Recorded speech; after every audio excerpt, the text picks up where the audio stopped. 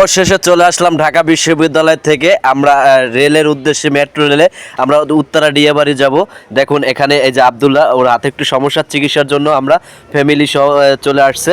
দেখেন লিফটে ওঠার জন্য আব্দুল্লাহ কিন্তু অনেক ছটফট করতেছিল, তখন লিফটে নামিয়ে দিলাম। দেখেন আব্দুল্লাহ তো মহা খুশি, আমরাও হাঁটতেছি।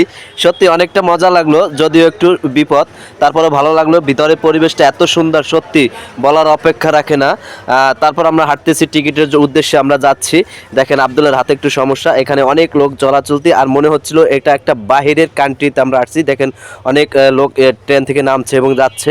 তার মাঝে দেখেন আমরা টিকিট বুকিং দেওয়ার জন্য যাচ্ছিলাম, তখন টিকিট কাউন্টারে গেলাম আর পাশেই দাঁড়ান যাচ্ছি।